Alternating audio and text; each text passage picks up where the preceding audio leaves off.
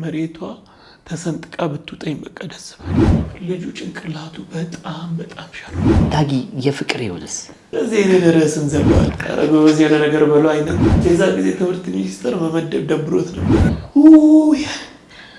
አንተ ምንድን ነው ቆይ አንዳንድ ጨዋታዎች እኮ ለመጫወት ጊዜው ያስፈልጋል። ጊዜ ይሄ ኖርማል የሆነ ህይወትን ክፉ ሰው በጣም ያሳምርልሃል። ነፍሴን ቀጥ አደረጋት። ቀጥ ስድስቱን መምህራን የተባረሩት በጎጥ መልኩ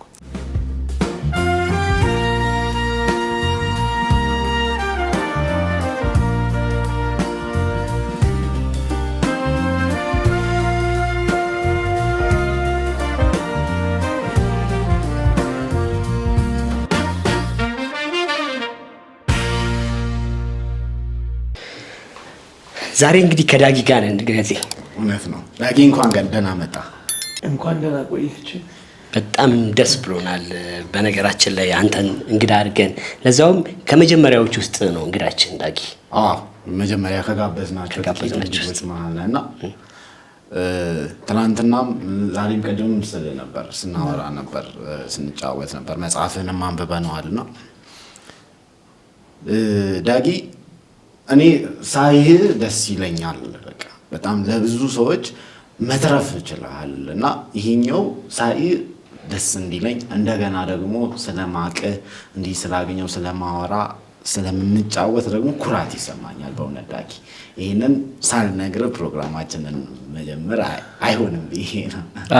እኔም ልጨምርበት። አሁን ብዙ ሰዎች በተለያየ ህይወት ውስጥ ኖረው ትንሽዬ ነገር ብቻ ሲነኩ የዓለምን ከንቱነት ነው የሚረዱት። ማለት በቃ እዚህ ምድር ላይ ዓለም ሳትሆን ከንቱ ነኝ ከንቱ ብለው ነው የሚያስቡት። ምንም አይነት ነገር መስራት አልችልም ህይወቴ ይቆማል ብለው ነው የሚያስቡት።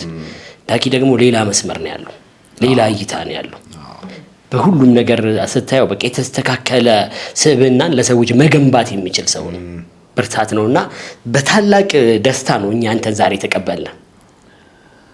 ይሄ ነገር በዛና አራት ፍራት ስለሚገባ ነው። እግዚአብሔር ይመስገን።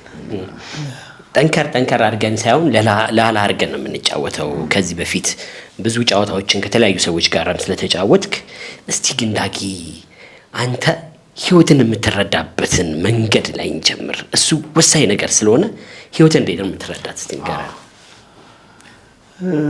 ይሄው ቀለል ካለው ብለህ ከከባዱ ትጀምራለህ። እንግዲህ ለእያንዳንዳችን የተሰጠን የመኖር በዚህ ዓለም ላይ የማለፍ እድል ጊዜ ድምር ነው ህይወትና እኔ አሁን ባለኝ መረዳት አንዳንድ ጊዜ አንዳንድ መረዳቶች በምትደርስበት ደረጃ ያድጋሉ፣ ይለዋወጣሉና አሁን ባለኝ መረዳት ህይወት ለኔ የምትኖርበትን ምክንያት ማወቅና ለዛ መኖር ነው። ጊዜ ለሁሉም ሰው እኩል የተሰጠች ስጦታ ናት። በዛ የጊዜ ማዕቀብ ውስጥ ስትጓዝ ለምንድነው ይሄንን ህይወት የተሰጠኝ ወይ ለምንድነው የምኖረው የሚሉ ነገሮችን ስታነሳ የሚገባህ ነገር ይኖራል ወይ ምክንያት ሆኖ የሚመጣልህ ነገር ይኖራል። ያንን ነገር መኖር፣ ያንን ነገር ማድረግ፣ ያንን ነገር ማሳካት ነው ለኔ ህይወት። በተለይ ደግሞ ይሄ የምትኖርበትን ምክንያት አውቀው መኖር የምትኖርበትን ምክንያት አውቀው ለምን እንደምትኖር ተረድተው ከዛ እሱን ምክንያት አግኝተው የምትጓዘው ጉዞ እሱ ነው ህይወት የሚባለውና ሰዎች በተለያየ ምክንያት ያገኙታል ይሄን ምክንያት። እኔ ግን ባለፍኩበትና በደረሰብኝም ባጋጠመኝም ነገር አግኝቼው አሁን የምኖረው እሱን ነው። ያም ደግሞ መስጠት ነው። ብዙ ያለኝን በመስጠት ነው የምኖረው። የምኖርበትን ምክንያት እሱ ነው ብዬ ስለማምንም ጭምር ማለት ነውና ለህይወት ያለኝ መረዳት በተሰጠን የጊዜ ማዕቀፍ ውስጥ የምንኖርበትን ምክንያት እያወቅን እሱን እያሳካን መጓዝ ነው። ይገባኝ ነገር ይሄ መረዳት ግን አሁን ከጉዳት ከደረሰብህ በኋላ ወይንስ ቀድሞ የነበረህም ለህይወት መረዳት እንደዛ ነበር ወይንስ? እኔ እድገቴ ቤተክርስቲያን ውስጥ ነው እና አብዛኛውን ጊዜን በማገልገል ነው ያሳለፍኩት። ያ ደግሞ መንፈሳዊ ያለህን እውቀት ህይወት ለሌሎች ማካፈልን የሚጠይቅ ህይወት ነበር እና በተወሰነ ደረጃ ነበረኝ። ግን አሁን ደግሞ ከኖርከው በኑሮ ሂደት ውስጥ ካካበትከው ከተፈተንክበት ከወደቅክበትም ከጠነከርክበትም ከነዚህ ሁሉ ነገር ጋር ደግሞ ስታልፍ በተለይ ይሄ የህይወት ፐርፐዝ የምትኖርበት ምክንያት የሚለው ነገር የበለጠ እየገባህ ይመጣልና አድጓል ብዬ ነው ማስበው። አድጓል ብዬ ነው ማስበው። ከፍ ብሏል። መጀመሪያም ነበረ ማለት ነው። እድገቴ ቤተክርስቲያን ነው። አሁን ቤተክርስቲያን ነው እድገቴ ሲባል በተለያየ መንገድ ቤተክርስቲያን ልጆች ያድጋሉ። ያው እንግዲህ የልጅነት ህይወት ነው እድገት የልጅነት ህይወት ነውና ድቁና ተቀብለሃል ወይስ እንዴት ነው? እስቲ እዛ አካባቢ እኔ መጀመሪያ የ9 ዓመት ልጅ ያለው ቤተክርስቲያን ስወሰድ ድቁና እንድማር ነው እና ቀጥታም በቃ ተይዤ ሄጄ የገባሁት ድቁና የሚማሩበት ልጆች ቦታ ነው። አሁን ለሚዲያ ለመግለጽ በማይሆን ምክንያት አልፈልግም አልኩ። እዛ ሰንበት ትምህርት ቤት ወሰዱኝ። ሰንበት ትምህርት ቤት ሲሄድ ዝማሬው ሁሉም ነገር ሳበኝ። አይ በቃ የኔ ቦታ ይሄ ነው፣ ያንን አልፈልግም አልኩ። እዛ ገባሁና በቃ ከህፃናት ክፍል ከጭውውት ከሚባለው አሁን በተለያዩ ቦታዎች ላይ ደቂቀ ህፃናት የሚባለው ደቂቀ ህፃናት ከዛ ክፍል ጀምሮ እንግዲህ ከፍ ከፍ እያልኩ መጣሁና በኋላ ግን ቴዎሎጂ መማር ፈለኩ። ወደ ወንጌሉ መጣሁና መጽሐፍ ቅዱስ ወደ ማስተማሩ ስመጣ ቴዎሎጂ መግባትና መማር አለብህ። ለሱ ደግሞ አንዱ ሪኳየርመንት ድቁና መውሰድ ነበርና በቃ ከተወሰኑ ልጆች ጋር ለመማር ጀመርን። ግን ሁለት ነገር ነው። ቴዎሎጂውን የምፈልገው ተምሬ ቤተክርስቲያን ተቀጥሬ ምናምን ለመስራት አይደለም። እንደሱ አይነት ፍላጎት ኖሮኝ ግን ቢያንስ የራሴ ገቢ ኖሮኝ የራሴ እውቀትና የራሴ ስራ ኖሮኝ ግን ደግሞ በትምህርቱ ማስተማር ነበር ማስበው። ከትምህርቴ ጋራ ድቁናውን መማር ጀመርን፣ ግን አልገፋሁበትም። ቆይ ይሄ ድቁና ቴዎሎጂ እስቲ እነሱንም እናነሳቸዋለን። ግን ከዚያ በፊት ዳጊ ልጅነትህን ግን ማወቅ እንፈልጋለን። አሰላ ነው አይደል የተወለድኩት? አሰላ። የት ቀበሌ? እንደዚህ በትክክል አውቀዋለሁ ብለህ ነው? ስለዚህ በጣም ልጅ ሆነህ ነው ከአሰላ የወጣው? ከዛ ወደ ሐዋሳ ነው? ስለዚህ አሰላ ተወለድኩ ነው ማለት ነው? ተወለድኩ ነው እንጂ ብዙ። ከዛ ልጅነት ሐዋሳ ላይ ነበር ሙሉ በሙሉ ሐዋሳ ላይ። እዚህ አካባቢ ካሜራማን ምናምን የሐዋሳ ልጆች አሉና እስቲ ስለ ልጅነት ማወቅ ፈለግን። እንዲያው ዳጊን አሁን ብዙ ሰው ሚዲያ ላይ የሚያውቀው ቅርብ ጊዜ አሁን ባለህበት ሁኔታ ነውና የተወሰነ ልጅነትን ያደግበትን መንገድ ብንጫወት ብለን አሰብን። እሺ፣ ልጅነቴ ብዙ የተለየ የሚባል አይደለም። በተለይ እስከ 9 እስከ 10 ዓመት ድረስ የነበረው ልጅነት እንደ ማንኛውም ልጅ ሰፈር ውስጥ ኳስ በመጫወት ከእድሜ ኩዮቼ ጋራ ልጆች የሚጫወቱትን ማንኛውንም ጨዋታ በመጫወት የነበረ ነው። የት ሰፈር? ሐዋሳ በፊት አጠና ተራ ይባል ነበረ። ሰፈረ ሰላም። አሁን አቶቴ ወይም መካነ ኢየሱስ ምናምን እዛ አካባቢ ጥሩ ማህበራዊ ኑሮ አለው። እዛ አካባቢ በጣም ጥሩ ማህበራዊ ኑሮ ያለው አካባቢ ነው። ጥሩ ነገሩ ደግሞ ሁሉም ሰው ወላጅህ ነው። ሁሉም ሰው ተቆጪህ ነው። ሁሉም ሰው መካሪህ ነው። አጥፍተህ እንኳን ይዘውህ ቤት ቢመጡ ወላጅ እና ምን ይዘሽው ትመጫለሽ አትዩ እዛው አትኮረኩሚው ነው የምትባለው። እና ጥሩ ይባላል የሰፈር መስተጋብር ነበረ። ከዛ ውጪ ትንሽ በልጅነቴ ለየት ያለው ነገር ምንድነው? ሬስትለስ ነበርኩ። አንድ ቦታ እንደዚህ የመቀመጥ እንትኑ የሌለው ሰውና አባቴ እንደው 1 ብር ሰጥሃለሁ 1 ደቂቃ ቁጭ ካልክ መስራት ወደዚህ ላለው ግሬን ወደዚህ ያደርጋለሁ እተኛለሁ እነሳለሁ። ይሄ ዝም ብሎ በራስህ የሚሮጥ ምናምን አይደለም። ይሄ ዝም ብሎ የተረጋጋ ነኝ በባህሪ። ግን አንድ ቦታ ይሄ በቃ ተረጋግቶ እንትን አይደለም። ታታሪ የሚታተር ሰው አይነት እተኛለሁ ሶፋም ሆነ ወንበር ከዛ 2 ደቂቃ ሳይሞላ እነሳለሁ ቁጭ እላለሁ ተነስቼ ግሬን አታምራለሁ ወይ ቆማለሁ። በቃ እንደዚህ አይነት ልማድ ነበረኝና አባቴ በቃ እንዳልኩ 1 ደቂቃ ጸጥ ብለህ እንደዚህ ብለህ ሳትንቀሳቀስ ቁጭ ካልክ 1 ብር አለ ይለኛል።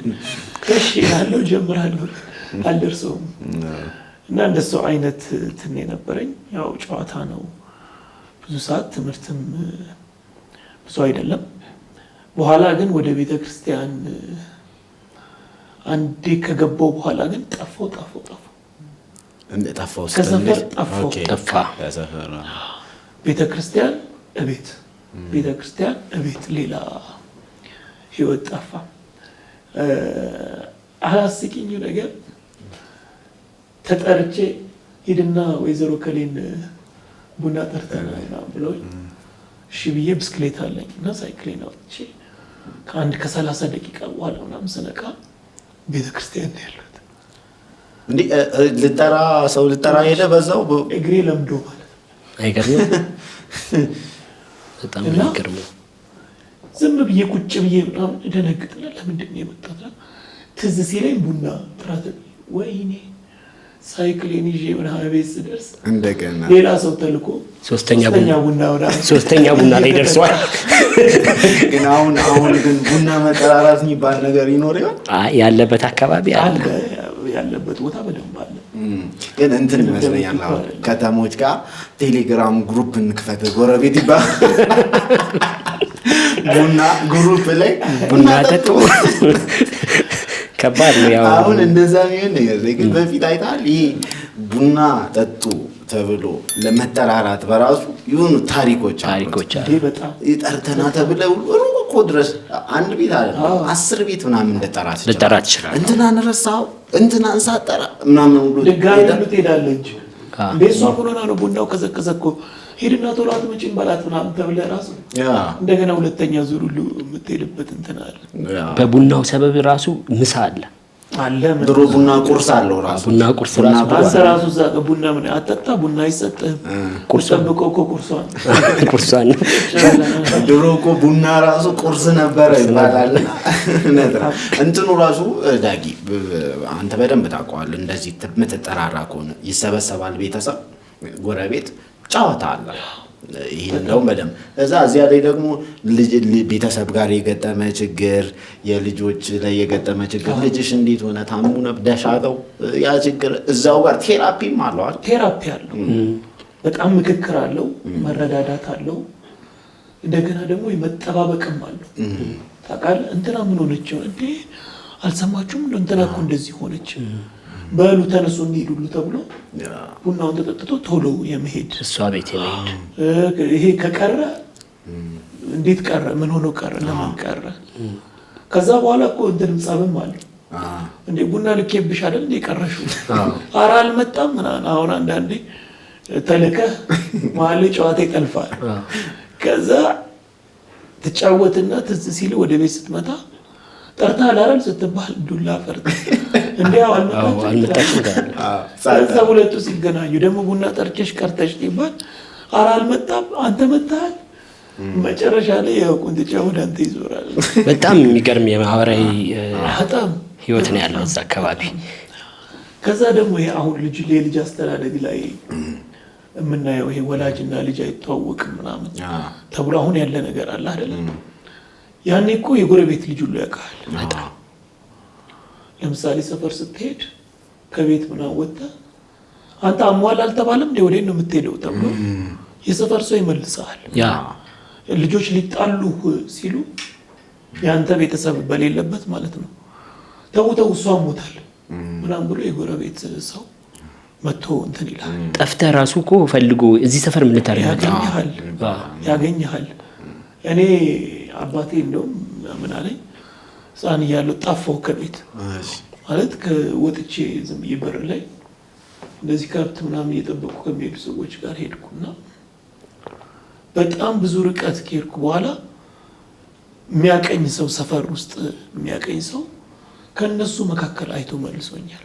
እንግዲህ አስብ አይታል እና በቃ የዚህን ያክል ነው መስተጋብሩ የነበረው። ዛሬ አሁን አንተ እየሄድክ ህፃን ልጅ ባጠገብ ሲያልፍ አልፈህ ነው የምትሄደው። ማነህ ከየት ነው የመጣኸው ምናምን አትተዋወቅ አትልም ወይ ያለቀሰ ወይ የሆነ ነገር የተለየ ነገር ካላየህበት ያኔ ይሄ እድል ራሱ የለህም። በቃ በትክክል ትጠባበቃለህ በእያንዳንዱ ነገር። አንድ ሌላው ነገር ለምሳሌ ጎረቤት ገበያ የምትሄድ ከሆነ አሁን ዛሬ ለምሳሌ አንዱ ችግር ልጄን የት አድርጌው ልሄድ በጣም ብዙ ብድግ አድርጎ አንጠልጥሎ ጎረቤት በለዚሁ ይጫወት መጣሁ እኔ ብሎ ሀፍ ዴይ ኦር ቀኑን ሙሉ ይመጣል።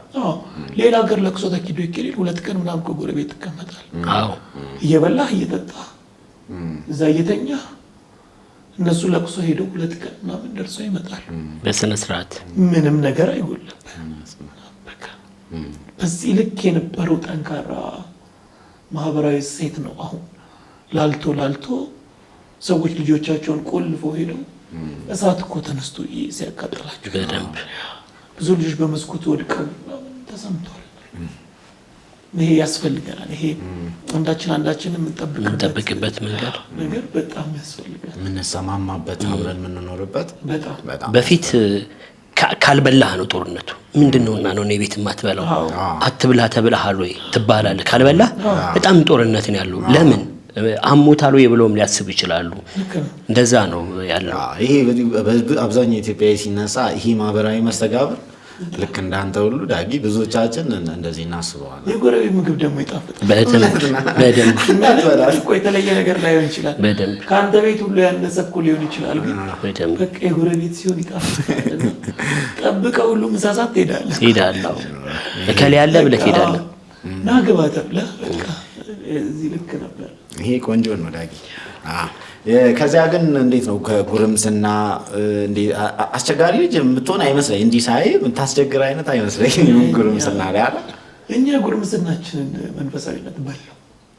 መንፈሳዊ ዋጠው። እኔ አሁን ሄደህ ቤት ብትጠይቅ በምንም ጉዳይ ሪአክት አድርጌ ስሜ ተነስቶ አያውቅም።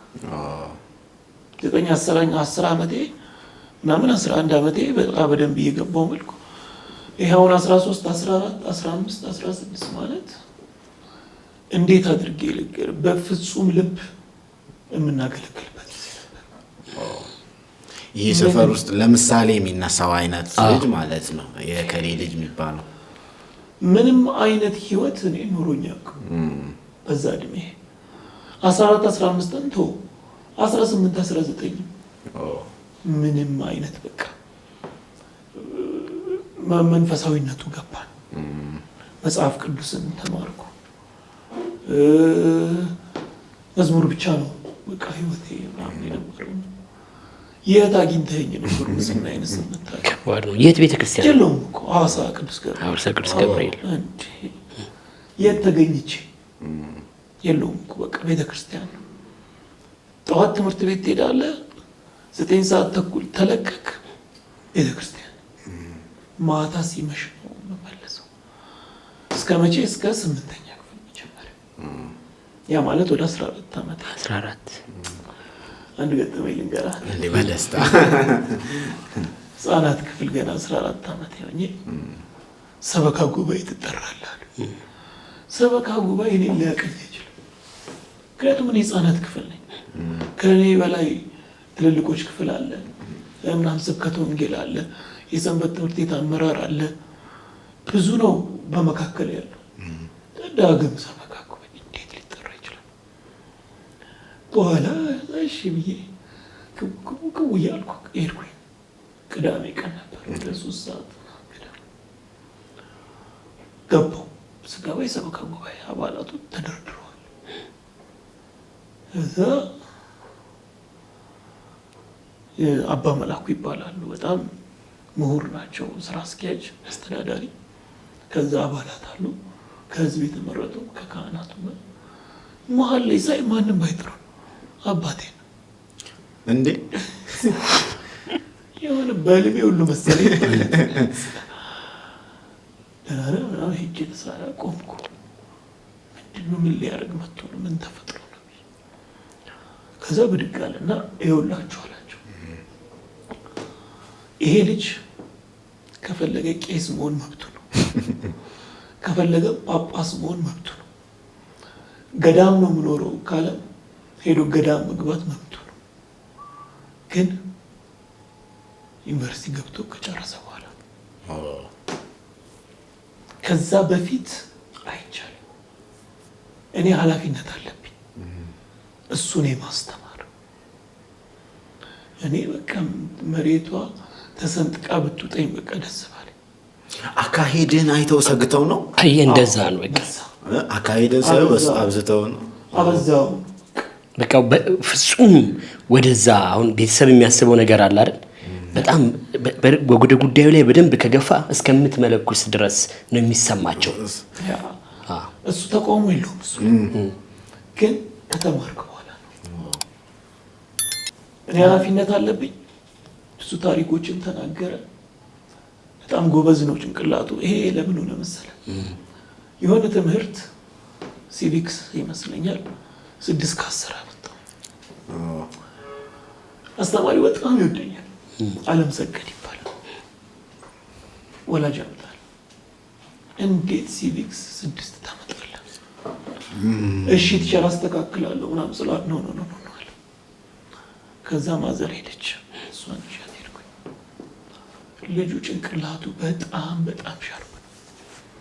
ችግሩ ግን አያጠናም። እንደ ሌላ ልጅ አስቸጋሪ ባህሪ የለውም። ግን ይመስለኛል ቤተክርስቲያን ነው ብዙ ጊዜ የሚያሳልፈው። ይሄ ለፋዘር ተነገረው ለአባቴ። ከዛ መጣ እሱ ትምህርት ቤት የምማረው ማውንት ኦሊቭ የሚባል ቆንጆ ምርጥ ትምህርት ቤት ነው። ዝነኛ ነው ሐዋሳ ላይ ዝነኛ ነው። ከዛ አባቴ መጥቶ ሲያናግረው አቅም አለው፣ አቅሙን ነው የማይጠቀመው። ከዛ ሂሳብ አስተማሪ እዛ እነሱ ሲነጋገሩ የማን አባት ናቸው ብላ የዳግማዊ እንዴ መፈልጋቸው ሚሊዮን ይባላል። በጣም ጎበዝ አስተማሪ። ወንበሩን ሳብ አድርጎ አጠገቡ ተቀመጠና ልጆት በጣም ጥሩ ልጅ ነው፣ ጭንቅላቱ በጣም ምርጥ ነው፣ ግን አያጠናም። ሳጣራ ቤተክርስቲያን ያበዛል። ይሄንን ወስኖ የመጣው ለካ ሰበካ ጉባኤ ሰበሰቡ። ሰበካ ጉባኤ ተከሰስኩ። አባ መላኩ እንዳልኩ በጣም ሊቅ ናቸው። እኔ እንዴት እንደምወድ ስተሯሯጣ ያለው አለ። እኔ ግን ትምህርት እንደመማር ታውቃለህ አሉ። እሳቸው 6ኛ ክፍል ነኝ አሉ። እኔ 8ኛ ክፍል ነኝ። ነፍሳቸውን ይማራል። አባ ሲሳይ የሚባሉ ነበሩ። እኔም 6ኛ ክፍል ነኝ አሉ። ከሰበካ ጉባኤ የህዝብ ተወካይ የነበሩ ጋሽ ክንፍዬ የሚባሉ ነፍሳቸውን ይማሩ። ድምጻቸው በጣም ወፍራም አሉ። ነፍሳቸው ትሰማለህ አሉ። ይሄ ጸጉር ይታያል ማለት አንድ ጥቁር ይታያል። አይ የለም። እኔ አሁን ዩኒቨርሲቲ የዲግሪ ተማሪ ነኝ። 77 ዓመቴ ነው። እኔ ባለሀብት ነኝ። መታቸው ነው ሆቴል አላቸው። የምማረው ለክብሬ ነው። የማይማር ይዋረዳል። ከተንቀጠቀጥኩኛል። ከዛሬ ጀምሮ ውጤትን እንከታተላለን፣ ውጤትን ታሳየናለህ። እሺ አልኳቸው። ከዛ በኋላ ተስተካከለ። እሺ አልኳቸው። ወጣሁ። ከዛ ወደ ቤት ሄድኩት። አልተመለስኩም ወደ ሰንበት ትምህርት ቤት። ጭቅጭቃችን እኔና አባቴ ከትምህርት በስተቀር ምን ሌላ ጉዳይ የለም። ከዛ ማውንት ኦሊቭ እንግሊዝኛ አስተማሪ ሲገባ 10 ደቂቃ ፊት ለፊት ትወጣና ተማሪ የፈለገውን ጥያቄ ይጠይቃል። ከዛ እኔ የምጠይቀው ጎበዞቹን ብቻ ከ1 እስከ 5 የሚወጡት ማለት ምንድን ነው አልኩ። ምንድን ነው ልዩነታችን? እኔ ለምዶ ጎበዝ ያልኩት እነሱ ለምዶ ጎበዝ ያሉት። ጥያቄ ተመሳሳይ ነው። እንዴት ነው የምታጠናው? ከዛ እንዴት ነው የምታጠናው ለሚለው ጥያቄ የሚሰጡት መልስ ገባኝ ልዩነታችን። ከዚህ እንደወጣው ላይብረሪ እገባለሁ። ከዛ 12 ሰዓት ሲል ወደ ቤት ሄዳለሁ። ራት በላና ተኝቼ 5 ሰዓት እነሳለሁ። እስከ 10 ሰዓት አጠናና ከዛ ትንሽ ተኝቼ ጠዋት እመጣለሁ። ሌላው ደግሞ ከዚህ እንደሄድኩ ተኛለሁ። ከዛ በኋላ እስከ ምሽቱ 7 ሰዓት አጥንቼ ተኛለሁ። ሌላው እኔና እነሱ የሌላ ዓለም ሰዎች ነን።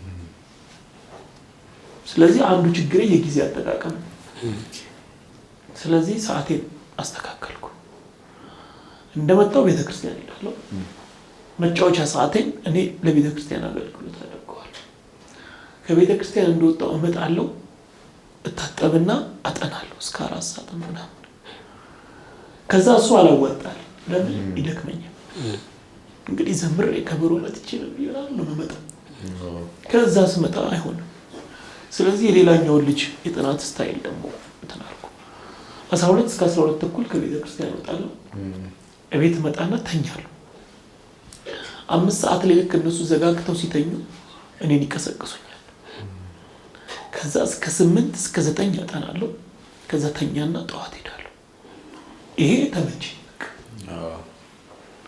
የትም ማንንም አልነካም።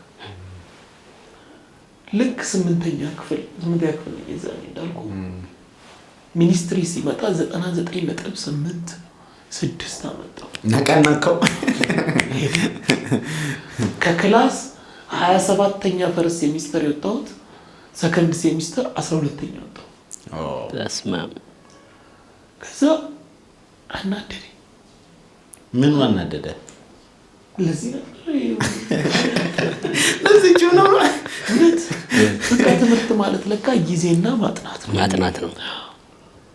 ከዛ ግን አባቴ ራሱ ገረመው። ቃል በቃል እንዴት ቢኮርጅ ነው ብሎ ጠየቀ። እንዴት ቢኮርጅ ነው? እንዴት ሊሆን ይችላል? አንድ ሰው እንዴት በዚህ ልክ ለውጥ? አዎ በጣም። ከዛ ምን አላልኩም። 9ኛ ክፍል ገባሁ። 9ኛ ክፍል ገባሁ። 6ኛ ወጣሁ። ሰከንድ ሴሚስተርም እንደዛው 6 አባቴ ወስጄ አሳየሁት።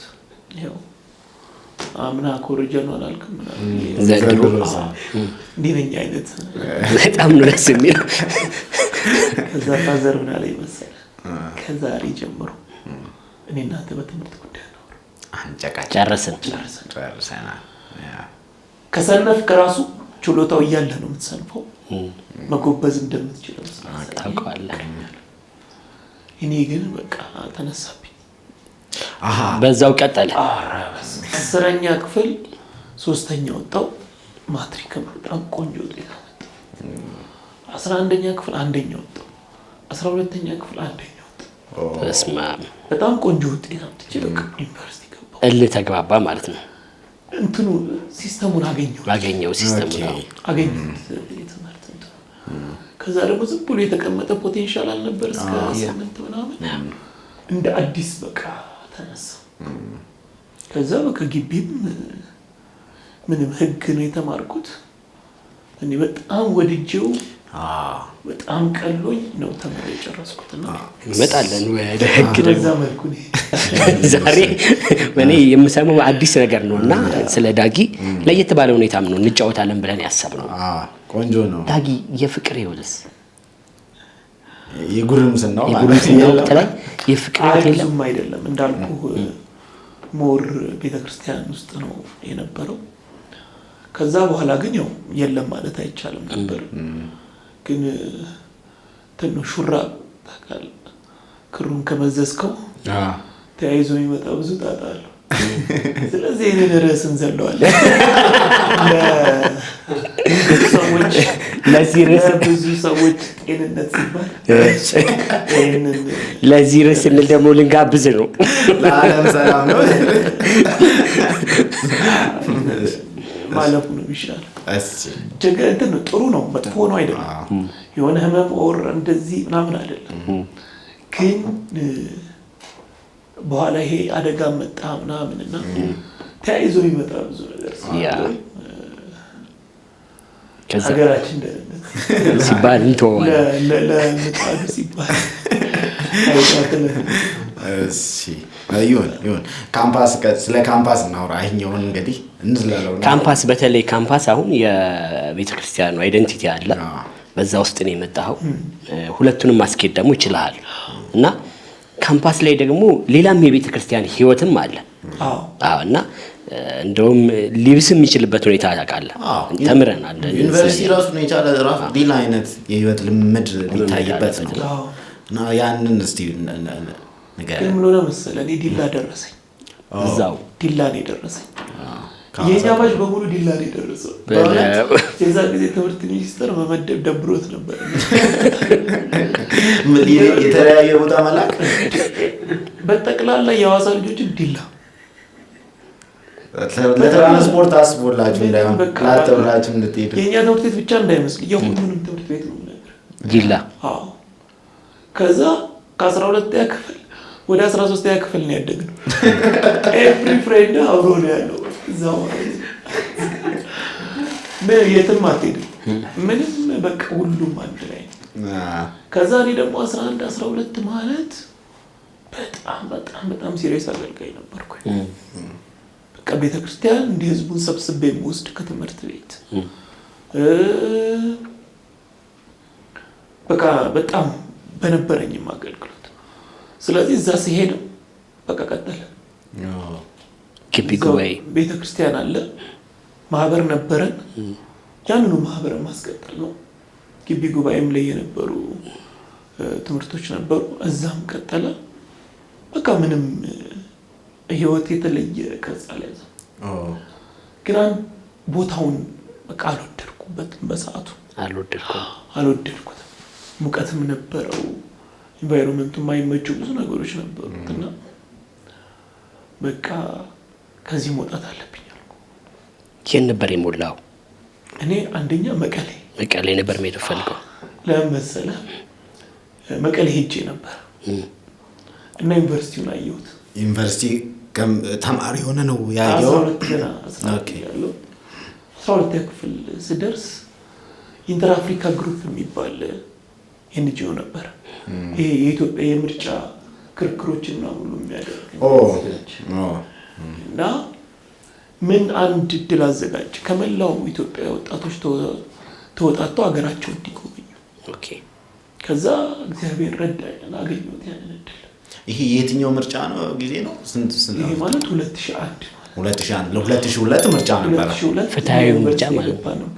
2002 ፍትሃዊ ምርጫ ማለት ነው። እሺ 2001 እና እኔ ሙሉ ኢትዮጵያን ዞርኩ። ሙሉ ኢትዮጵያ የዛኔ መቀሌ ዩኒቨርሲቲ ነው ያየሁት እና በቃ ወደድኩት። በጣም የተጠናከረ ነው። በጣም ጠንካራ ሆኖ ነው ያገኘሁት። ከዛ ደግሞ ከኔ አንድ ሲኒየር የሆነ በጣም ወደው ጓደኛዬ ፍጹም አዲስ ይባላል፣ እሱ እዛ ነው። ስለዚህ በቃ መቀሌ ነው የሚሄደው። መቀሌ አንደኛ መቀሌ፣ ሁለተኛ አዲስ አበባ፣ ሶስተኛ ሐዋሳ ነው የሞላሁት። ያኔ በጊዜ ደግሞ 3 ነው የሞላው። ከዛ ዲላ ደረሰኝና በጣም የደነገጥኩ። ሊስት ውስጥ ራሱ መኖሩን አላየሁትም። እንዴት ለመድከው? ከዛ በኋላ እኔ በጣም የተገደበ ህይወት ነው የነበረኝ። ወይ ዶርም ነኝ፣ ወይ ላይብረሪ ነኝ፣ ወይ ክላስ ነኝ፣ ወይ ቤተክርስቲያን ነኝ። ሌላ ቦታ የለውም። ግቢ ውስጥም ብዙ እንደዚህ እንትን አልታይም፣ አልጫወትም ምናምን። ያ ስለሆነ ብዙውን ጊዜ ዶርም ውስጥ ነው የነበርኩት። ምግብ ውጪ ነው የምበላው። ነንካፌ ኮንትራት ያስኩኝ። ነንካፌ። ከዛ አሁን አንዳንድ ጨዋታዎች እኮ ለመጫወት ጊዜው ያስፈራል። ኧረ ችግር የለም። ነገር ብትናገር እንጫወትና ካልሆነ እጃችን ላይ ነው ቆርጠን እናውጣ። አንድ ዘላለም የሚባል ጓደኛችን ነበርና ካፌ ተመግቦ ሲመጣ አገኘ። ከመወሰናችን በፊት እኮ ካፌ እንዲህ ብለን ነው ካፌው እንዴት ነው ምናምን አለ። አሪፍ ነው በጣም ተጫዋች ነው በጣም ዘላለም በጣም ተጫዋች ነው እና ምንድን ነው ስለው ፓስታ አለ። ለዚህ ሁሉ ተማሪ ፓስታ ነው አዎ ፓስታ ነው ምናምን አለ። ከዛ እሺ እንዴት ነው አሪፍ ነው ምናምን አልኩት። ኧረ በጣም ቆንጆ ነው አለ እና እንብላ አዎ ግን አለ ፓስታውን ከነከስኩት በኋላ ጥርሴን እንዴት ላላቀዋል የሆነች መሮ ብረት ነገር አግኝቼ ነው እንዲ ታልኩ እኛም እንደዛ ነው ሞትን በሳቅ አልኩ። ከዛ በቃ አልቀጠልንም ካፌ ካፌ ሆነ። ዲላ ጥሩነቱ ቆንጆ ነገሩ ምግብ አንደኛ ርካሽ ነው። ሁለተኛ አትክልት በጣም ርካሽ ነው። አቮካዶ ምናምን ፍራፍሬ አለ። አቮካዶ ማንጎ ምናምን በጣም ርካሽ ነው። በጣም የ50 ሳንቲም አቮካዶ እና የ50 ሳንቲም ዳቦ ቁርስን ዘግተህ ልትቀጥል ትችላለህ። የምን ካፌ ነው? ይህን ሰውራና የድሮ ሰው እንዳልመስላችሁ 2002 ነው ለዩኒቨርሲቲ ከዛ ምግብ ርካሽ ነበር። እኛ ኮንትራት የያዝንበት ምግብ ቤት ትልቁ ምግብ 15 ብር ነው ምናምን ነው። ውድ ነው እንደው አዎ ግን በቃ በየአይነት ምናምን 5 ብር 6 ብር ምናምን ነበር። ስለዚህ በደንብ በልተህ ትውላለህ። ስለዚህ ካፌውን ህይወት ብዙም ማለት ካፌውን አታውቀውም ማለት ነው። ከዛ ደግሞ በቃ ላይብረሪ ነው። ከዛ ደግሞ ዶርም ነው። በመሀል ዶርም ቀየርኩኝና ተመራቂ ተማሪዎች ጋር ሁለት ልጆች ያሉበት ዶርም ገባው። ወሰንና ኤልያስ ይባላል። እኔ አይታወቀኝም። መንገድ ላይ ሲል እየጮኩ ነው እየዘመርኩ ሄደ።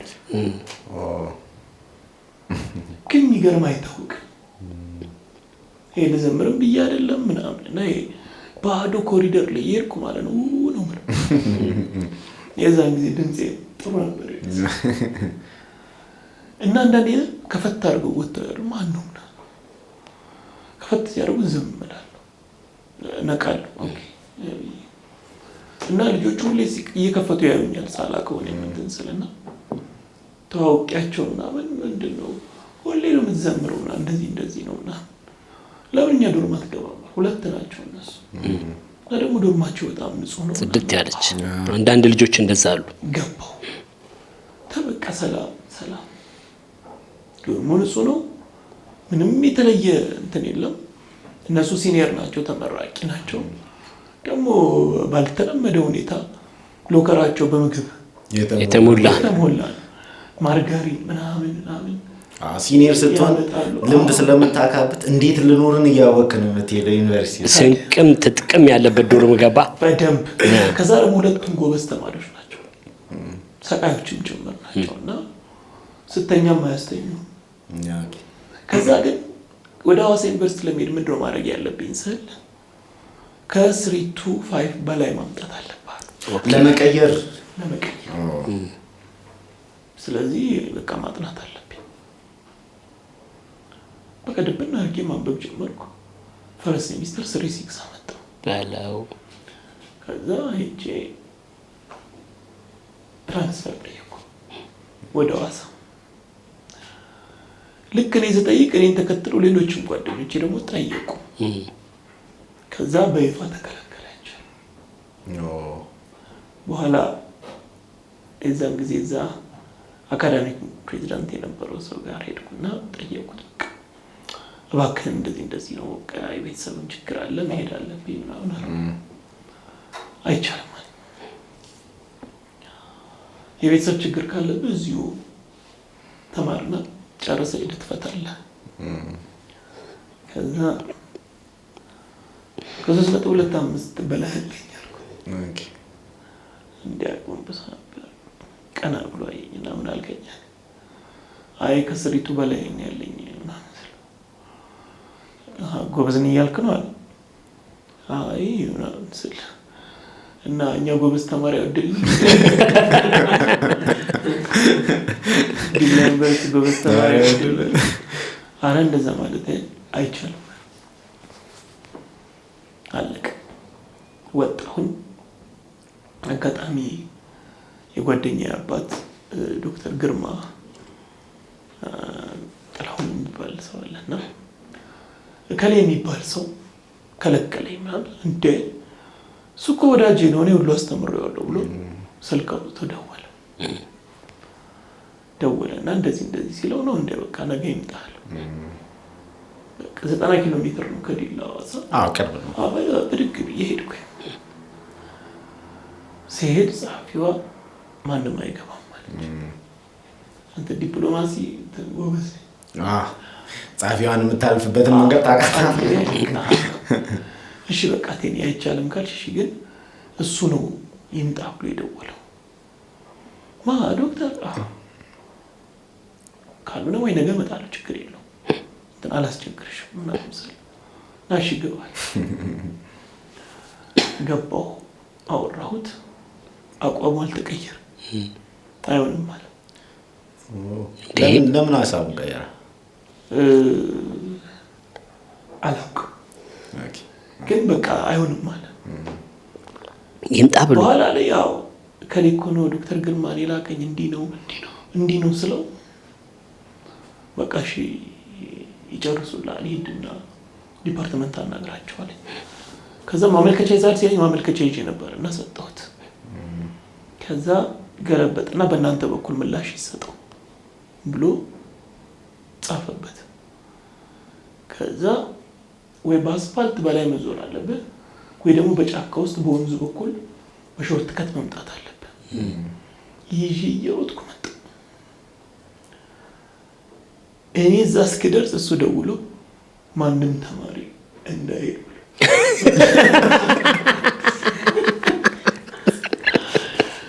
እኔ ስልኬን የደወልኩ ከቤት ጨርሻለሁ ለቀይር ነው በቃ ነገር እስከ ከነገ ወዲያ ነው ያልቃል ያልኩ እየደወልኩ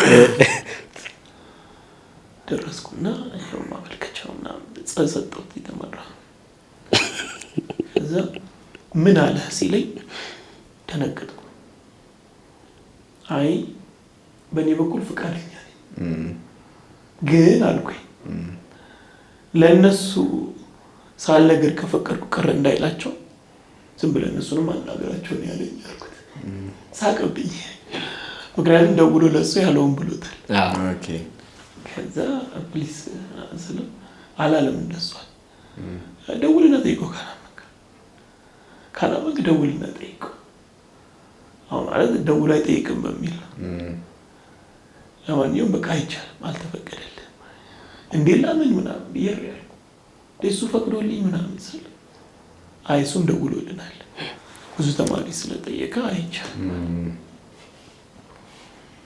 ከዛ እኔ በቃ ነገርኩት እንደዚህ ነው መሄድ አለብኝ አልኩት አይቻልም ሲለኝ ፈርስ ሰከንድ ሴሚስተር እየመጣ ነው በቃ የውዝድሮ ፎርም ስጠኝ አልኩት ከናባይ አንተ ያማል ምንድነው የውዝድሮ ፎርም ሰጣ የውዝድሮ ፎርም ስጠኝ በቃ ከቤተሰብ ይበልጣል እንዴ ላጣርግ የውዝድሮ ፎርም ወጣን እንካል ተቀበልኩና እስኪብርቶች ቁጭ መሙላት ጀመርኩ ሲያይ ኮስተር ብዬ ሞላለሁ ይሄ ልጅ አመሯል ማለት ነው አንተ መማር አትፈልግም እንዴ ምናምን በቃ እንደዚህ ነው እሺ ይሄን ነገር አካዳሚክ ኮሚቴ ላይ አቀርበዋለሁ ከዛ ውሳኔ እንነግራለን አለ እሺ አልኩና ፎርሙን ይዣት ሄድኩ ከዛ ወጣውና ጸሐፊዋ ጥሩ ሰው ነበረች አካዳሚክ ኮሚቴን እነማን ናቸው ምናምን አልኩ ከሌ አለች ከዛ አንድ ሁለቱ በጣም የሚወዱኝ አስተማሪዎች ናቸው አሁን ሎቢ ማድረግ ጀመርኩ ደውዬት እንዲህ ነውና አረ ችግር የለውም ዳጊ አረ ይቅረብ ችግር የለውም ተባለ እየተባለ ሳይሰበሰብ ሰከንድ ሴሚስተር ጀመረ ስለዚህ እዛው ቀጠልኩ ግን እንትኑን ደግሞ አላቆምኩኝ በኋላ ኮሚቴ ተሰብስቦ ካለቀ በኋላ ልክ ስብሰባው እንዳለቀ ሄጄ ተወሰነ ምናምን ስለው አይ ኤሲዋ አልፈቀደም። ኦኬ በጣም ደህና ነች ምናምን ወጥቼ ትችል እንዴት ሳይፈቀድ ቀረ? አረ ጭራሽም ዳግም አልቀረበም ያንተ ጉዳይ በለው አጀንዳው ነው አልቀረበም። በኋላ እኛ ዶርም አንደኛው ጎበዙ ተማሪ ይግባባዋል ዲኑን በወሬ ማለት አረ እኔ እነግርልሃለሁ ብሎ ይዞኝ ሄደና አወራው በሌላ ቋንቋ።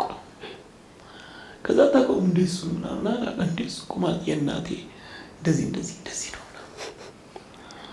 ነው እንዳላወቅኩ ምናምን አለና በቋንቋቸው ካወሩ በኋላ ወደ እኔ ዞር በቋንቋው ቀጠለ።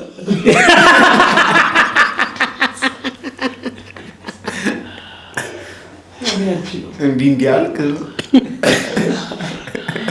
ኧረ ጎበዝ የሆነ ነገር በለው አይነት ቀና ብዬ አየሁት ማለት ነው። አይ አይችልም ምናምን አለው። ያው እነሱ የሚያወሩትን ቋንቋ ከዛ በቃ ተነጋግረን እንትን እንላለን አለና እሱን ሸኘው። እሱን ከሸኘው በኋላ አንተ ምንድን ነው በዚህ የምትመጣው? በቃ እዚሁ ቀጥልና ጨርስ። አይቼዋለሁ ውጤትህንም ጎበዝ ነህ። በቃ አበዛው በዛ በተለያየ መንገድ መጣጣ ተገተገው። በኋላ ስሰማ እሱ ተወካይ ነው ወንበሩ ላይ የዲፓርትመንቱ ተወካይ ነው። ኦኬ ዋናው ለትምህርት መቀሌ ዩኒቨርሲቲ ሄዷል። ዋናውን ደግሞ በሆነ አጋጣሚ በሰው የኔ ታናሽ እህት ታውቀዋለች። እዛ የሆነ ሰው ስጠይቅ እሱ ዝም ብሎ ነው እባክህ እከሌ እኮ ቢኖር ምናምን አሉኝ ያኛውን። በኋላ እንደዚህ ያለ እንዴ ከእሱ ልጅ ጋር እኮ እንደዚህ እንተዋወቃለን አለች። የምርሽን ውስጥ ይደውይለት አልኩ። መቀሌ ተደወለ። አረ ችግር የለውም እኔ እነግረዋለሁ አለና በሁለተኛው ነው በሶስተኛው ቀን ደውሎ ዳግማዊን ፍቀድለት እኔ ብኖር ለቀው ነበር ተፈቀደለት። ከዛ ቢሮ ሄድኩ። አንተ ልጅ ምንድነው ቆይ ምንድነው አንተ ደግሞ ቤት በኩል መጣ እዚህ ጋር ዘመድ ነው ብሎ ሌላ ክልል ነኝ አሁን የኛው ደግሞ በዚህ በኩል ከዛ ማስረጃ ካላመጣ ፍቅቻል አይቻል አሁንም ስንት ሰዓት መሰለህ? ወደ 5 ሰዓት አካባቢ ነው። እሺ ብዬ ወጣሁ። 8 ሰዓት ላይ ቢሮ ሲገባ ማስረጃ ይሽወጣ። በስመ አብ ከሐዋሳ ማስረጃ አስልከ ምንድነው የወረቀት ማስረጃ ብለኝ ነበርና ያው ማስረጃ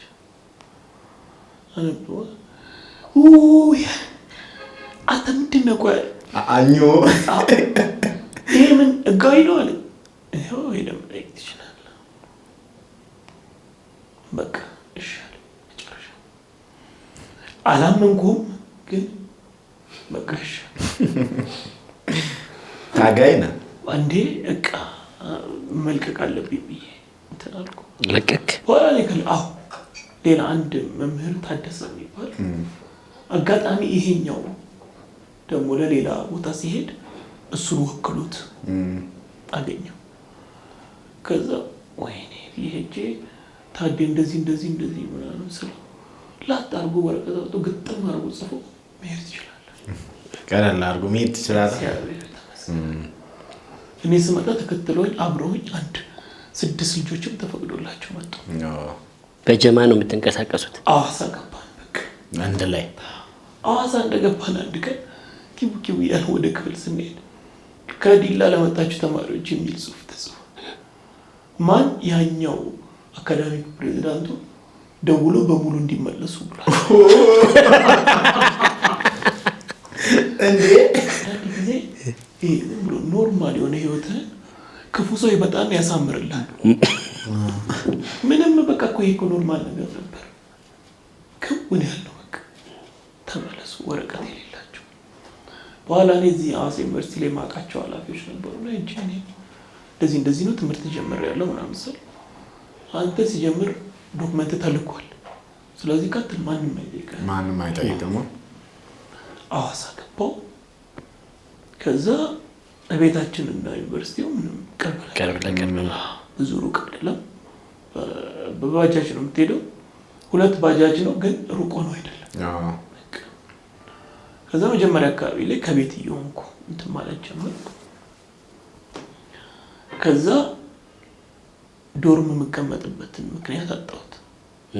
ለምንድን ነው ሐዋሳ ከሆንኩ ቤት ቅርብ ከሆነ ምን ለምንድን ነው ያስፈልገኝ? ስለዚህ አሁን ቤት ቁጭ ብዬ በስነ ስርዓት መማር ጀመርኩ። ጠዋት ተነስቼ ክላስ እመጣለሁ፣ ከዛ ቤት እመለሳለሁ፣ አነባለሁ። ግን አባቴ በተላልቶ አጠለተው ነበር። ይሄ ነገር ያሰብሃል ተው አቤት መሆነ። አዎ እኔ ግን በቃ 1 ሴሚስተር መወሰን አለብኝና ለየው ብዬ ጨክኝ የተማርኩኝ ፎራ መጣሁ። ቤት ሆና ከቤታ በቃ ልድም አልኩኝ። 5ቱንም ዓመት ካፌም ሳልበላ ዶርምም ሳላድር ነው በማዕረግ ተመረቄ።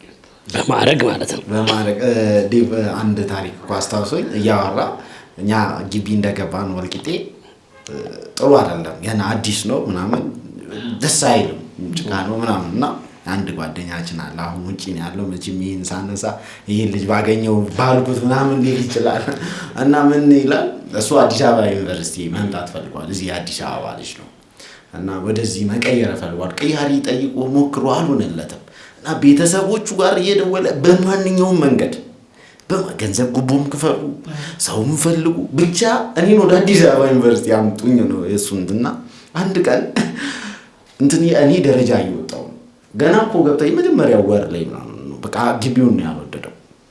ደረጃ እሱ ደረጃው ላይ ቆሟል። እናቱን እያወራ ይኸውልሻል ምትካስቀይሪኝ ሆነ አስቀይሪኝ አለዛ እኔ በዚሁ አድርጌ ሱዳን ነው የምገባው። ወልቂጤ ላይ ሆኖ ሱዳን እና ወልቂጤ አይገናኝ በጣም እኔ እኛ ጋርም እንደዚህ ልጅ አለ። መጀመሪያ ቲያትር አልነበረም እሱ የፈለገው ቲያትር ደረሰው። ከዛ መማር አልፈለገም ሙዚቃ ነው የፈለገው። ከዛ በቃ 1 ዓመት ተማረ አመጣ ፎርም ምናምን ያመጣ መሰለኝ እንደዛ የሆነ ነገር አመጣ። ከዛን ምን አረገ በሁለተኛው ሴሚስተር በአንድ ሴሚስተር በሁለተኛው ሴሚስተር ብርከኛ ተቀበለ። የበሱ መብጥብጫውን ያዘ። አዲስ አበባ ገባ። ጎዳና 3 ቀን አድሮ ማለት ነው። በ3ኛው ቀን ያሬድ ሙዚቃ ቤት ገባ። ያሬድ ሙዚቃ ትምህርት ቤት ገባ። በጣም በሚገርም ሁኔታ ገግሞ ይሄ መርጠ ፈልገ መግባት ምናምን የሚለው ነገር ቀላል አይደለም። ዳኒ ግን ህግ ቅድም ላይ አንስተህልኝ ነበር። እኔ ፈልጌው ህግን ስትል ነበር። እስቲ እሱኛው ስሜት ከየት የመነጨ ነው? እናወራ ስለ ህግም ስለምናወራ እኔ ከ8ኛ ክፍል ጀምሮ በቃ ህግ ለመማር ነው ስማሪ ነበር። ኦኬ አርሊ ነው ሳንከው አርሊ ነው። አዎ ምክንያት አለው። እኛ ሰፈር አንድ ሰው ጓደኛውን ገሏል ተብሎ ተከሰሰና ፍርድ ቤቱ ቅርብ ስለነበረ ሄድኩኝ 8ኛ ክፍልና የዳኞቹ ግሬስ ይገርም ነበር። በሰው በቃ በዲቮል ተነሱ ምናምን ተብሎ ዳኞቹ ገቡ ቁጭ አሉ። በጣም ነው የሚያስፈሩት። በጣም ግሬስፉል ናቸው። ካባቸውን ለብሰው 3 ናቸው። 3 ናቸው። በቃ አንቀጥቀጥ ነበር። ብድቂላል ሰው ወደድኩት ያንን ከዛ ግን ከሱ በላይ ምን ሆነ መሰለህ ያ ያልኩ ሰው ደረሰና ጊዜው ሲጠየቅ በቃ ያለቀሰ ነገር እኔ በፍጹም እንደዚህ እንዴት ጓደኛዬ ነው ምናምን ሲል እኔ በቃ ተናደድኩኝ። በውሸት ሰውየውን ከሰውት ነው ምናምን በቃ በጣም እንትን አልኩኝ። በኋላ ምስክሮች ይቅረቡ ተባለ። ማሉና ምስክሮቹ እንዲያርጎ ምናምን ሲል ጊዜ ተነሳው። እኔ ጨካኝ ይሄማ ገሏል ቅድም እንደው ማዝኜለት ነበር ምናምን ብዬ በቃ ምስክሮቹን ሰምቼ እርግጠኛ ሆንኩ። መጀመሪያ እሱን ነበር፣ ቀጥሎ ደግሞ ምስክሮቹን አመንኩ። ከዛ በኋላ እዛው ተነጋግረው ምናምን ዳኞቹ መከላከያ ምናምን ይዘናል አሉት። ከዛ ቀኑን ጠብቄ ሄድኩ። እኔ ግን የሄድኩት መከላከያዎቹን ለማየት ነው። የሆነ የሚሊተሪ ልብስ የለበሱ ምናምን አድርጌ ማለት ነው። ለካ መከላከያ ምስክር ነው። መከላከያ ይዞ መጥቶ ምን ሊያደርግ ነው ብለን ስንሄድ መከላከያ ምስክር ነው። እነሱ ደግሞ አስረዱ። በፍጹም እንደዚህ ነው ሲሉ ተነሳሁ እኔ አልገደለም፣ ይሄማ አልገደለም በቃ። በኋላ ግን አሁን እንዴት ነው የሚፈረደው የሚለው ነገር አሳሰበ። አዎ በቃ ውስጤ ቀረና እኔ አገልጋይም አልነበርኩ ቤተክርስቲያን። በቃ እዚህ ወንበር ላይ እኔ ነኝ መቀመጥ ያለብኝ፣ ምክንያቱም እኔ ጉቦ አልበላም፣ ግፈኛም ልሆን አልችልም፣ ላዳላም አላዳላም። እግዚአብሔርን ስለምፈራት መቀመጥ ያለብኝ እኔ ነኝ ያልኩኝ። ከዛ በኋላ በቃ ለህግ ነው የተማርኩት። ጥሩ በሁሉም ነገር ጥሩ ፐርፎርም እያደረኩኝ ሶሻል ነው የምገባው፣ ሶሻል ገባሁ፣ ህግ ነው የምማረው አልኩ፣ ህግ ተማርኩ፣ ህግ ነው ጨረስኩ። በጣም ነው የሚገርመው። ህግ በራሱ ለአንተ የሚሰጥ ሴንስ አለ። አሁን ለምሳሌ ምን ቆይ ህግን እንዴት ነው የምተረጎመው? ህግ በራሱ ህግ ለአንተ ምን ህግ ምንድን ነው ብትባል? ተስማ ህግ የሆነ ነገር ነው የሚሰማኝ። በቃ ስለ ህግ ሳስብ ህልውና ነው፣ በቃ መኖርህ ነው። አሁን በአደጉ በምትላቸው ሀገሮችና በእኛ ወይም በሌላ ሀገር መካከል ምንድን ነው ያለው ልዩነት ብለህ ብትል ህግ ነው። ጠንካራ ህግ በኖረ ቁጥር ጠንካራ ሀገር ይኖርሃል። በጣም ጠንካራ የህግ እምነት በኖረ ቁጥር ጠንካራ ማህበረሰብ ትፈጥራለህ። ጓደኛዬ በቅርቡ አሜሪካ ሄዶ ምን እንዳለኝ ታውቃለህ? ረዳ ግን በእናትህ ክላክስ ማድረግ ናፈቀኝ። እውነቱን ነው አይደረግም። አሁን ክላክስ ማድረግ ናፈቀኛል። መኪና ከገዛው ይኸው ስንት ወረኛ ክላክስ ነክቼው አላውቅም። ሁሉም ህጉን ጠብቆ ይሄዳል አለኝ። ከዛ በኋላ አንተ ነህ ህግ እንደውም ልጥስ የምትችለዋል። የለመድኩት ሆነብኝ። እያንዳንዱ ሰው በጭንቅላት ውስጥ ህግ አለ እና ህግ ህልውና አንድ እሱ ነው። መጠበቂያም ህግ ነው። ወደ ሌላ መስመር እንዳታልፍ የምትጠበቀው በህግ ነው። እኛ ሀገር በህግ አምላክ ከተባለ ሰው አይነካም ነበር። አዎ ምክንያቱም ህግ በጣም ልዕልና ስለነበረውም ጭምር ማለት ነው። ስለዚህ ህግ እኔ እንዴት በቃ ወድጄው እንደተማርኩ እንዴት አድርጌ ልንገርህ። በቃ በጣም ደስ እያለኝ እኔ ተማርኩት። ከዛ አሁን አቋሜን ስነግርህ ማለት ነው ህግ እንደ እንግሊዝኛ እንደ ማትስ ምናምን እንደ ሎጂክ አሁን ለሁሉም አይደል የሚሰጠው፣ እንደሱ መሆን አለበት። ኦኬ ሁሉም ሊማረው ይገባል። ሁሉም ሰው ሊማረው ይገባል ህግን ከልጅነት ጀምሮ ማለት ነው። ከተቻለ ከልጅነት፣ ካልተቻለ ደግሞ ይሄ ካምፓስ ውስጥ ገባ ሁሉም ሰው ህግን ማወቅ መቻል አለበት። እንደ ይሄ ኮመን ኮርስ እንደሚባሉት እንደ ኮመን ኮርስ ነው መሆን ያለበት። ምክንያቱም አንደኛ ህግን አለማወቅ ከጥፋተኝነት አያድንም ተብሎ ይወሰንብሃል፣ አታውቀውም። ሁለተኛ ነገር ቤዚክ የሆኑትንም ነገሮች የማወቅ እድልህ በጣም ዝቅተኛ ነው። ሰው ህግ በቃ ለሁሉም መሆን አለበት። አንድ ልጅ ፍሬሽ ገባና ተገናኘን። እኔ ሁለተኛ ወይ ሶስተኛ ዓመት እያለሁ ዳጊ እባክህ በጣም ጨንቆኛል፣ በቃ ግማሹ ምን አንቀልቅሎ ነው ህግ የገባሁ ይለኛል፣ ግማሹ ደግሞ ጥሩ ነው ይለኛል። አሁን አንተን ሳይ ደስ ብሎኝ ነው። ህግ እንዴት ነው ንገረኛል። ህግ ቁጥር ይበዛዋል አልኩት። ቁጥር ለሶሻል ተማሪ ቁጥር ደግሞ ማንም እስካሁን ይሄን አላለኝ። እንዴት ቁጥር ይበዛዋል ሲለኝ አንቀጽ 1 አንቀጽ 2 እያልክ ነው የምትጠራ፣ አንቀጽ 3 እያልክ ኧረ ዳግም ትቀልድብኛለህ እንዴ ምናምን። ይኸውልህ ህግ ሎጂክ ነው፣ ሀሳብ ነው። ይሄ ሽምደዳም አይደለ። ህግ በሽምደዳ የማይደረስበት ልጁ በቃ በጣም ደስ አለው። እሱም ራሱ ሰቅሎ ነው በኋላ ላይ እና ህግን የምረዳበት መንገድ ህልውና ነው፣ መሰረታዊ ነገር ነው። የእያንዳንዱ ነገር ቤዝ ላይ ነው። ለምሳሌ ህንፃ ስትሰራ መሰረቱ ቀድመ ነው የምትሰራው። ከዛ በኋላ ያለው መደርደር፣ ከዛ በኋላ ያለው ቢያምርም ባያምርም መሰረቱ ጥሩ ከሆነ ዋጋም ያወጣል፣ አትሊስት ይቀጥላል። እና ህግ በጣም ቤዝ ላይ ነው ለሁሉም ነገር። በጣም በተለይ ደግሞ በአንተ ህይወት ውስጥ አሁን ከህግ ጋር ከፍትህ ጋር ከእውነተኛነት ጋር ከሀቅ ጋር ከመቆም ጋር ይያያዛል ህግ ማለት ነው። የህይወትን ትራንዚሽን ነው አይደለም ሰጠህ እሱን ነገር አሁን አንተ የምትለው ነገር ህግ ሰጥቷል። ሰጠኝ በቃ በጣም እንትን አደረገኝ። ነፍሴን ቀጥ አደረጋት። ቀጥ በቃ ይሄ ሁሉንም ነገር ስታይ አግባብ ነው አግባብ አይደለም ከሚለው አንግል ታያለህ። ሁሉንም ነገር ፖለቲካውንም ይሁን ኢኮኖሚውንም ይሁን ይሄ የህግ ሰው ስትሆን ሁሉንም ነገር ነው ማወቅ ያለብህ። ፍትህ ነው ፍትህ አይደለም ከሚል አንፃር አዎ በቃ እና ነፍሴን ነጠቃት ህግ። ነፍሴን ነጥቆ ሚዛኔን ፍትህ አደረጋት።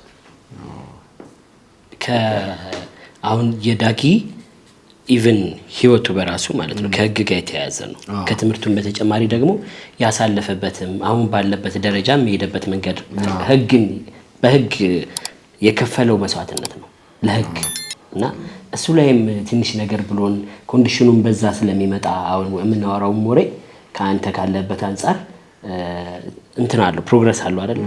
እሱንም እንግዲህ ለፍትሃዊነት ነው አንተ ራስን አሳልፈ የሰጠው።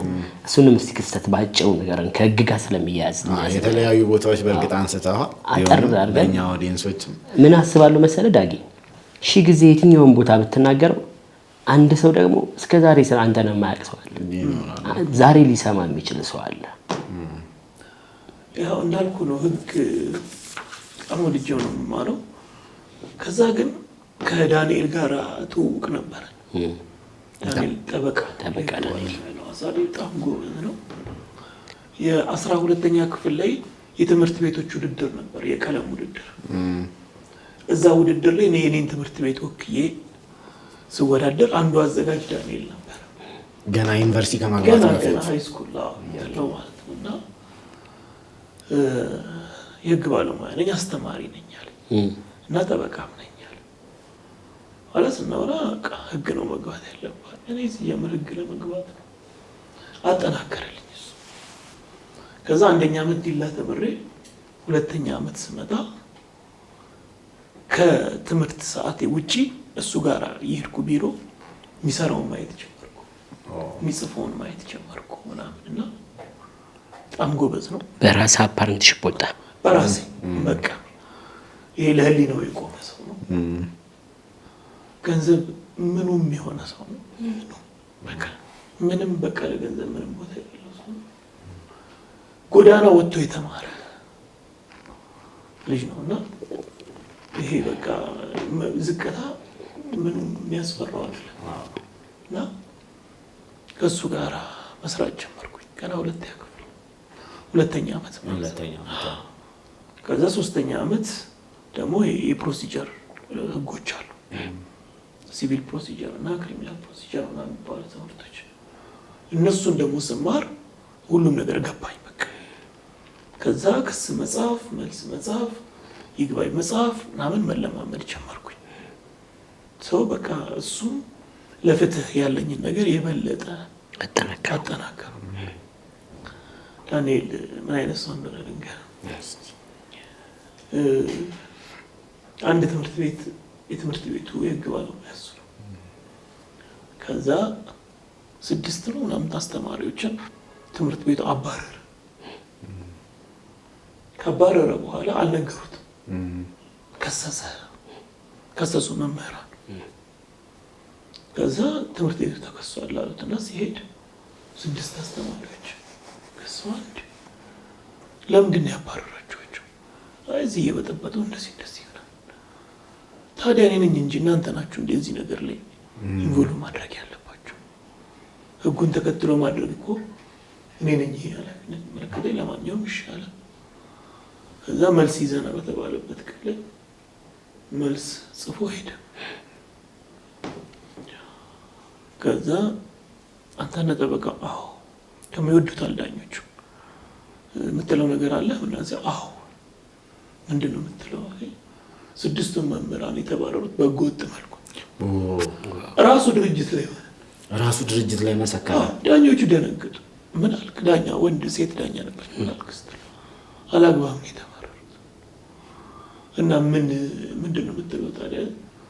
የትምህርት ቤቱ ባለቤትና ስራ አስኪያጅ ርዕሰ መምህር ታስረው ይምጡና የህግ የበላይነት ይነገራቸው። ጊዜ አይነት ሰው እዛ በቃ የሚገባቸው ጥቅማ ጥቅም ተከፍሏቸው እንዲሰናበቱ የሚያደርግ እዚህ ልክ የነበረ ሰው ነው ይሄ። እኔ ስለወግ እንኳን ብዙ ጊዜ አንዳንድ ጊዜ ጥብቅና ላይ የሚሰሩ ስህተቶች ምንድን ናቸው? እኔ ያንተ ጠበቃ ስለሆንኩ የዴቭ ጠላት መሆን አይጠበቅም። እኔ እና ዴቭ ምንም ያገናኘን ጉዳይ የለም። ከእውነቱ ኬዝ ነው ያገናኘን። ኬዝ ነው፣ ማስረጃ ነው። ማስረጃዬን ይዤ እከራከራለሁ። ሳሸንፍም ዴቭ እኔን የሚጠላበት ምክንያት የለም። ከኔ ጋር ምንም ጉዳይ የለው። እኔ ባለሙያ ነኝ እና የዚህ አይነት ሰው ስለነበረ ዳንኤል እኔም ከሱ ጋር መስራት ጀመርኩ።